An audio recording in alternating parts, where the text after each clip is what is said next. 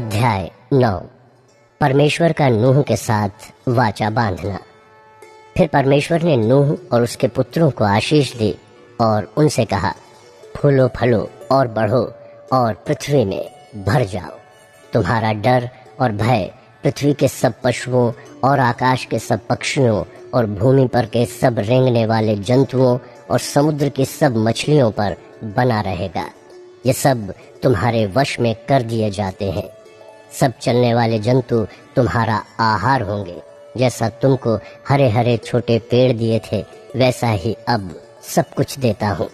पर मांस को प्राण समेत अर्थात लहू समेत तुम ना खाना, और निश्चय ही मैं तुम्हारे लहू अर्थात प्राण का बदला लूंगा।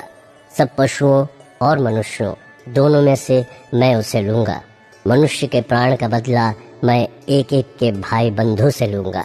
जो कोई मनुष्य का लहू बहाएगा, उसका लहू मनुष्य ही से बहाया जाएगा, क्योंकि परमेश्वर ने मनुष्य को अपने ही स्वरूप के अनुसार बनाया है। और तुम फूलो फलो और बढ़ो और पृथ्वी पर बहुतायत से संतान उत्पन्न करके उसमें भर जाओ। फिर परमेश्वर ने नूह और उसके पुत्रों से कहा, सुनो, मैं तुम्हारे साथ, तुम्हारे पश्चात जो तुम्हारा वंश होगा उसके साथ भी वाचा बांधता हूँ, और सब जीवित प्राणियों से भी जो तुम्हारे संग है, क्या पक्षी, क्या घरेलू पशु, क्या पृथ्वी के सब बनेले पशु, पृथ्वी के जितने जीव जंतु जहाज से निकले हैं। और मैं तुम्हारे साथ अपनी ये वाचा बांधता हूँ कि सब प्राणी फिर जल प्रलय से नष्ट न होंगे, और पृथ्वी का नाश करने के लिए फिर जल प्रलय न होगा। फिर परमेश्वर ने कहा, जो वाचा मैं तुम्हारे साथ और जितने जीवित प्राणी तुम्हारे संग हैं, उन सब के साथ भी युग युग की पीढ़ियों के लिए बांधता हूँ, उसका ये चिन्ह है। मैंने बादल में अपना धनुष रखा है, वो मेरे और पृथ्वी के बीच में वाचा का चिन्ह होगा।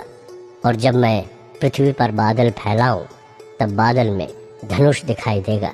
तब मेरी जो वाचा तुम्हारे और सब जीवित शरीरधारी प्राणियों के साथ बंधी है, उसको मैं स्मरण करूंगा। तब ऐसा जल प्रलय फिर ना होगा जिससे सब प्राणियों का विनाश हो। बादल में जो धनुष होगा, मैं उसे देख के ये सदा की वाचा स्मरण करूंगा जो परमेश्वर के और पृथ्वी पर के सब जीवित शरीरधारी प्राणियों के बीच बंधी है।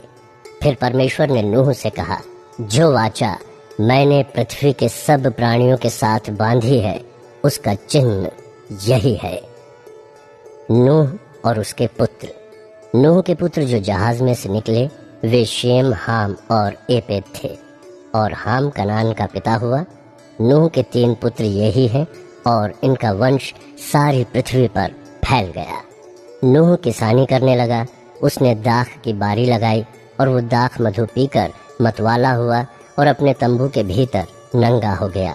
तब कनान के पिता हाम ने अपने पिता को नंगा देखा और बाहर आकर अपने दोनों भाइयों को बतला दिया। तब शेम और एपेद दोनों ने कपड़ा लेकर अपने कंधों पर रखा और पीछे की ओर उल्टा चलकर अपने पिता के नंगे तन को ढांप दिया। और वे अपना मुख पीछे किए हुए थे, इसलिए उन्होंने अपने पिता को नंगा न देखा। जब नूह का नशा उतर गया, तब उसने जान लिया कि उसके छोटे पुत्र ने उसके साथ क्या किया है। इसलिए उसने कहा, कनान शापित हो, वो अपने भाई बंधुओं के दासों का दास हो। फिर उसने कहा, शेम का परमेश्वर यहोवा धन्य है, और कनान शेम का दास हो। परमेश्वर एपेद के वंश को फैलाए, और वो शेम तंबुओं में बसे और कनान उसका दास हो। जल प्रलय के पश्चात नूह 350 वर्ष जीवित रहा।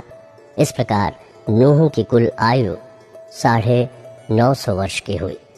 तत्पश्चात वो मर गया।